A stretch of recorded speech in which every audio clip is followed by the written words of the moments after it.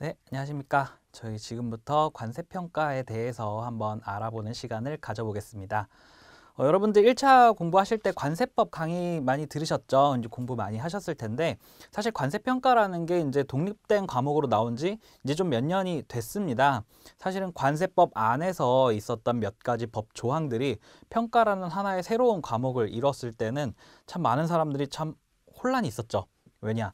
그 조그만 과목 안에서 어떻게 시험 문제들을 낼 것이냐, 그리고 어떻게 대응을 해야 될 것이냐, 이런 부분들이 많이 고민이었는데, 지금은 이제 좀 많이 기출문제도 나오고 했기 때문에 어떤 유형의 문제들이 나오는지 좀 파악이 쉬워졌습니다. 그래서 그런 내용들을 토대로 저희가 앞으로 학습해야 될 관세평가 과목이 어떤 것인지에 대해서 좀 간단하게 살펴보도록 하겠습니다. 자, 관세평가는 이제 관세에 대한 평가죠. 관세라는 게 뭐죠? 자, 물건을 우리나라로 수입을 해올 때 그 수입 물품에 대해서 일정한 율의 세금을 매기는 걸 저희가 관세라고 얘기를 하죠. 그래서 수입 물품에만 부과가 된다. 자, 그럼 이 관세를 구하는 방법은 어떻게 되나요? 네, 관세는 일반적으로 과세 가격에 관세율을 곱하죠. 자, 이런 형태를 취하는 가장 근본적인 이유가 뭘까요? 네, 관세라는 게 실질적으로 어떤 사람이 아이스크림을 해외에서 수입을 해오는데, 야, 너는 아이스크림이니까 30%의 세율을 매긴다. 그리고 너는 과자를 가져오니까 8%의 세율을 매긴다. 자, 이것은 법상 정해져 있는 관세율을 따라가기 때문에 부당한 것은 아니에요. 이미 법에 정해져 있는 대로 다른 세율, 물품마다 다른 세율을 적용하는 것은 법에 정해져 있는 그 기준을 따라가기 때문에 이상한 것은 아니죠. 하지만 너는 마음에 안 들어. 너는 김씨성을 가졌으니까 5% 세율을 매길 거야. 이런 법에 정해져 있지 않은 테두리 안에서 다른 세율을 적용하는 것은 부당한 것이겠죠. 자, 관세라는 것은 누군 마음에 들고 누군 마음에 들지 않는다고 해서 더 많이 부과하고 더 적게 부과할 수는 없는 것이에요. 즉, 법에 정해져 있는 테두리 내에서 부과를 해야 된다는 거죠. 그래서 누구에게나 공평하게 부과해야 되는 것이 바로 관세라는 것입니다. 자, 그래서 이 공평하게 부과하기 위해서 정해놓은 두 가지가 요 두 가지였었어요. 자, 관세율은 방금도 설명을 드렸었죠. 저희 법에 정해져 있는 세율, 우리 HS 협정이라고 하는 다른 과목에서도 이제 학습을 하실 텐데, HS 협정에 정해져 있고 우리나라 관세법 부속서 관세율표에 정해져 있는 대로 그 관세율을 적용을 하게 되죠. 그 정해져 있는 테두리 안에서만 관세율을 적용하게 됩니다. 자, 그렇다면 과세 가격은 어떤 물품은 얼마 이렇게 법에 정해놓을 수는 없어요. 자, 그렇기 때문에 당사자 간에 합의한 그 가격에서 과세 가격이 되기까지의 가장 합리적인 방법들을 결정해 놓은 것이 바로 관세 평가입니다. 그래서 과세 가격을 결정하는 방법, 이 방법적인 것이 저희가 앞으로 학습할 관세 평가라는 것이에요. 그래서 누구에게나 공평하게 과세 가격을 결정하는 방법을 동일하게 적용하고 또 법에 정해져 있는 관세율을 동일하게 적용을 해서 산출된 관세를 공정하게 부과하도록 하는 것, 이것이 바로 저희가 관세평가를 하는 목적이 되겠습니다. 그래서 이런 공정한 기준으로 설정해 놓은 것이 총 6가지 방법이 있죠. 그래서 저희 앞으로 배울 부분들은 이 6가지의 관세평가 방법이 메인 학습 범위가 되겠습니다. 6가지 방법 중에 가장 첫 번째라는 것은 결국은 가장 먼저 적용하는 원칙을 얘기를 하죠. 첫 번째 원칙은 당사자 간 합의된 가격, 가장 출발이 되는 첫 번째 원칙이 당사자 간에 합의된 가격이 되겠습니다. 그래서 내가 어떤 물건을 구입하고 싶은데 그 사람이 저한테 1,000원에 팔겠대요. 자, 1,000원에 팔겠다는데 1,000원이 조금 비싼 것 같은데 한 900원 어떠니? 라고 해서 당사자 간의 협상을 통해서 950원의 가격이 결정이 됐습니다. 자, 그럴 때는 가장 기준이 되는 출발 가격은 950원부터 출발한다는 거예요. 자, 그렇게 결정하면 굉장히 쉽겠는데 그 950원이 결정되는 과정에서도 여러 가지 요소들이 있을 수가 있습니다. 예를 들면 물건을 판매하는 사람이 저와 특수관계예요. 뭐 이를테면 제가 투자한 회사에서 저한테 물건을 공급해 주는 거예요. 자, 그럴 경우에는 제 이익이 그쪽의 이익이기도 하고 그쪽의 이익이 제 이익이기도 한 그런 형태의 이익관계가 형성될 수도 있겠죠. 자, 그럴 때는 이 최종적으로 합의된 그 가격을 결정함에 있어서 다른 요소들이 껴 있었다면 그런 부분들도 좀 복합적으로 고려해서 최종 과세 가격을 결정해야 된다. 이런 모든 과정들을 아우른 평가 방법이 바로 1평가 방법입니다. 첫 번째, 당사자 간에 합의된 그 가격 안에서 가장 합리적인 방법을 도출하는 것이 저희 평가의 원칙입니다. 자, 그 이후 후 단계에서 이제 2평가 방법부터 총 6평가 방법까지 6가지 이제 평가 방법이 있다라고 했는데, 자, 오늘은 OT 시간이니까 그 디테일한 것들에 대해서 들어가기보다는 저희가 먼저 알아야 될 가장 기본적인 그 평가 방법의 구조를 먼저 알아보도록 할게요. 자, 구조를 알아보기 위해서는 저희가 기준점을 한 가지를 잡아야 됩니다. 네, 기준점이라고 말한 것은 바로 수입 시점이라고 바꿔볼 수가 있어요. 자, 수입 시점. 어떤 수입자가 내가 어떤 물건을 수입해 오겠다라고 했을 때 수입 신고를 하는 그 시점이 있겠죠. 실질적으로 그 수입 신고 시점에 확정되어 있는 가격에서부터 출발을 하게 됩니다. 아까 앞서서 말씀드렸던 1평가 방법, 당사자 간에 합의된 가격을 가지고 공식적인 서류가 만들어지는 것이 일반적으로 인보이스라고 하는 서류가 됩니다. 상업송장이라고 부르죠. 무역실무할 때 이 용어들을 많이 들으셨을 거예요. 상업송장이라고 하는 서류에 저희가 당사자 간에 합의된 가장 일반적인 가격이 기재가 되게 되고, 이 서류를 토대로 저희가 수입신고를 하기 때문에 실질적으로 수입신고 시점에는 당사자 간에 합의된 가격을 기초로 신고를 한다. 성실신고인 경우에는 그렇다라고 보시면 되겠고요. 자, 그래서 이 시점이 바로 기준점이 되게 됩니다. 그럼 여기는 바꿔서 저희 관세선, 수입선이라고 부르기도 하는데, 관세선이 바로 기준점이 되겠죠. 자, 이게 이제 1평가 방법인데, 자, 그럼 2평가 방법부터 6평가 방법은 이것과 어떻게 다른가? 라는 부분들을 OT 시간에 한번 짚어볼게요. 자, 2방법, 그리고 3방법. 이건 앞으로도 말씀드리겠지만 2방법과 3방법은 굉장히 유사한 내용들이 많이 담겨 있어요. 자, 그래서 2방법과 3방법은 묶어서 말씀을 드릴 텐데, 자, 1방법은 수입자가 가지고 온, 수입하려고 하는 그 물품에 대한 합의된 가격에서 출발했었죠. 자, 근데 2방법과 3방법은 그 물품이 아니에요. 시점은 수입 시점인 이 기준점과 동일하지만 수입자가 수입하려고 하는 그 수입 물품이 아닌 2방법은 동종 동질의 물품, 3방법은 유사 물품에 대한 가격을 가지고 출발하게 되죠. 그래서 여기서는 물품이 상대적으로 달라진다. 기준점은 동일하지만 비교하려는 물품이 다르다라는 점을 이제 알아두시면 되겠고요. 수입 신고 시점이 있는데 수입 신고 시점보다 앞선 시점이 있고 뒷선 시점이 있어요. 3방법을 적용하지 못하는 경우에 적용하는 4방법은 그 뒤쪽 시점에 있습니다. 왜 그런 것이냐? 4방법은 국내 판매 가격을 기초로 결정하는 과세 가격이기 때문에, 자, 국내 판매 시점인 수입 시점보다 더 뒤쪽인 시점으로 들어와 있게 됩니다. 자, 그럼 이와 상반된 관계에 있는 5평가 방법은 다시 이제 앞쪽 시점으로 가야겠죠. 네, 5방법은 수출자 시점입니다. 자, 수출자가 물건을 줄 텐데 그 보내주는 물건의 원가에서부터 출발하는 가격이 바로 5방법이죠.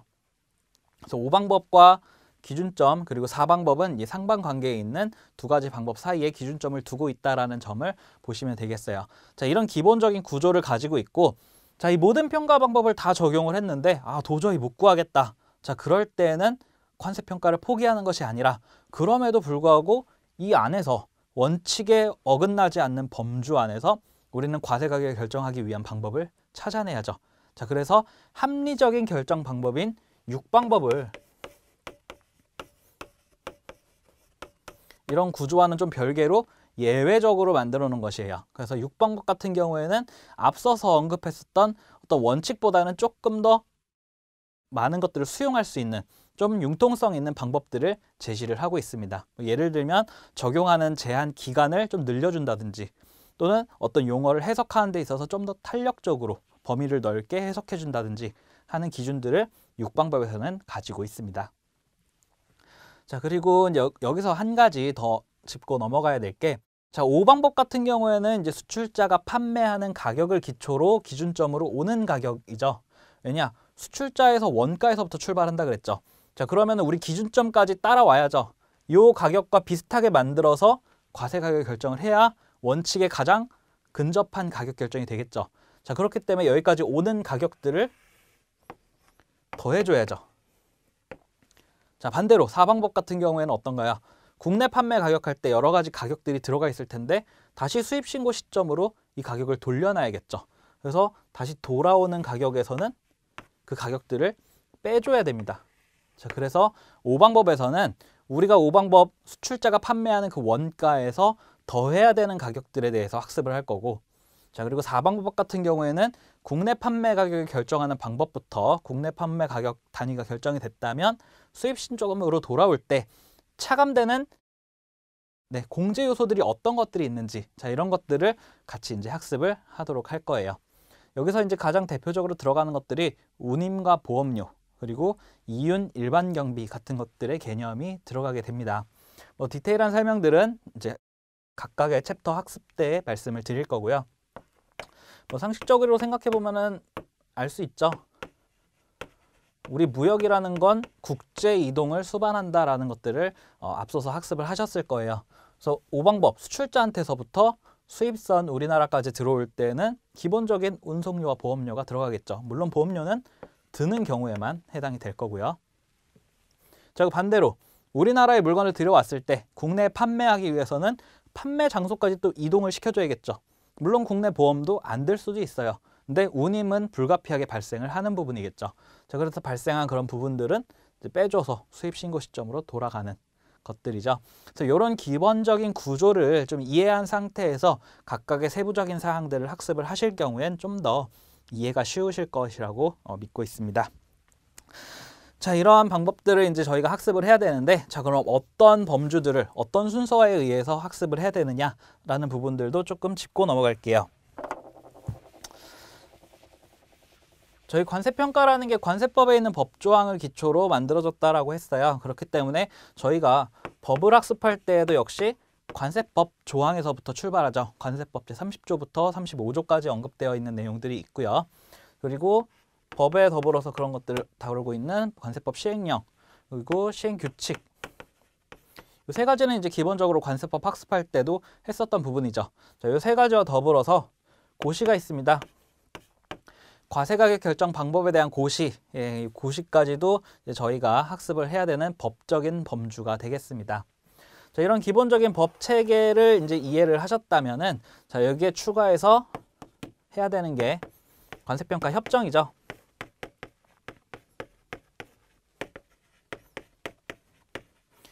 네, 관세평가 협정을 보시면은 관세평가 협정에 대한 본문 내용이 있고, 본문과 더불어서 이제 본문의 이해를 돕는 예해와 연습 문제 같은 것들이 있죠. 또는 사례 연구 같은 것들이 있는데, 자, 우선은 관세평가 협정에 대한 협정 조문들이 어떻게 구성되어 있는지를 한번 보실 필요가 있습니다. 실질적인 구조 자체는 저희 관세법령 규칙, 그리고 또 고시에 언급되어 있는 내용들이 그대로 담겨 있다는 것들을 알 수 있어요. 네, 순서로 보면 사실은 관세평가 협정이 먼저죠.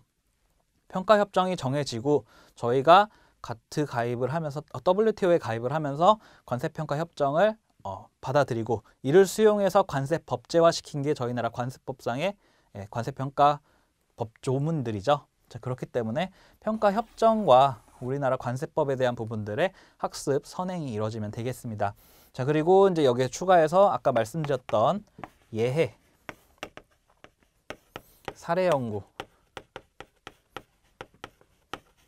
연습 문제, 자, 이런 것들은 저희가 이제 앞으로 조금 더 심화 학습을 하기 위해서 더 봐야 되는 내용들이에요. 자, 예해 같은 경우는 저희가 이제 관세평가 협정이 이런 협정들로 만들어져 놨는데 6평가 방법, 합리적인 방법에 의한 과세 가격 결정이 필요할 만큼 너무나 많은 사례들이 있고 그것들을 다 명확하게 규정을 해놓을 수가 없어요. 자, 그렇기 때문에 이런 평가 협정 과정에서 여러 가지 분쟁들이 발생할 수 있죠. 자, 그런 분쟁들이 발생하는 과정들을 그냥 넉넉히 지켜보는 게 아니고, 자, 그런 사안들을 일단은 해결을 해주고, 해결해낸 뒤에는 그런 문제들이 또 발생했을 때 한 가지 기준들을 만들어 놓는 게 좋겠죠. 자, 그래서 그런 사안들이 발생했을 때는 이런 예시를 줄 테니까, 자, 이 예시대로 한번 해결해 봐라 라고 하는 예해 내용들이 있습니다. 이런 부분들은 이제 케이스 학습을 하기에 굉장히 좋은 내용들이죠. 사례 연구나 연습 문제 역시도 마찬가지예요. 여러 가지 발생할 수 있는 이슈들을 관세평가 협정에서는, 자, 이럴 때는 이런 해법이 좋을 것이다 라고 하는 어떤 예시들을 들어놓고 있어요. 이런 부분들이 실질적으로 관세평가 초창기에 사례형 문제를 낼 때 이런 문제 예해나 사례 연구 부분들을 사실상 거의 그대로 차용을 해와서 문제를 냈었습니다. 요즘에도 이런 부분들을 이제 무시할 수 없죠. 이런 형태의 구조들을 그대로 가지고 있으면서 조금씩 변경해서 문제가 출제가 되고 있기 때문에 이런 부분들은 여러분들이 이제 서술형 연습을 하시는데도 굉장히 참고가 돼야 될 내용들입니다. 자, 그래서 이런 부분들 이제 학습을 다 하시게 되면은 이제 그 이후에는 반복 학습이죠. 이 내용들을 알았다고 해서 끝나는 게 아니고, 자, 이런 문제들을 어떻게 서술할 것인가. 사실상 2차 시험은 기본적인 이론에 대한 학습 부분도 있지만 내가 알고 있는 것들을 어떤 목차를 잡아서 서술할 것인가. 자, 이런 부분들이 또 하나의 키포인트죠. 그래서 서술에 대한 연습을 이제 이후로 꾸준히 시험 전까지 해 나가시면 되겠습니다. 저희 문제 같은 경우에는 최근 들어서는 이제 예전 같은 경우에는 평가 협정이다 보니까 평가 방법에 대한 서술형 문제가 있을 수 있고, 평가 방법에 대해서 어떻게 풀 것인가 하는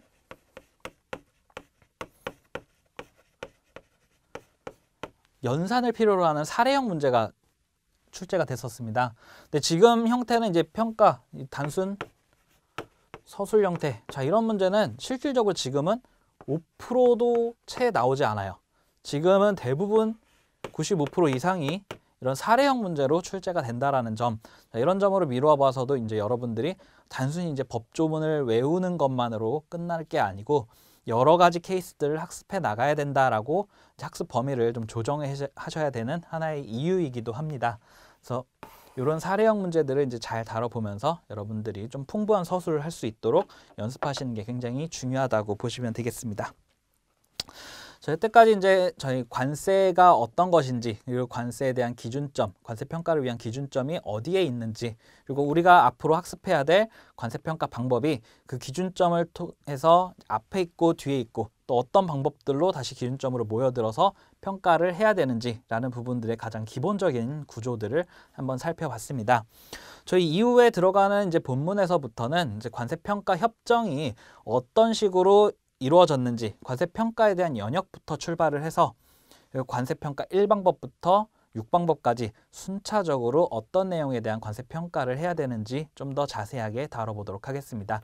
자, 여러분들 OT 고생하셨고요. 저희 본문 수업할 때 뵙겠습니다. 고생하셨습니다.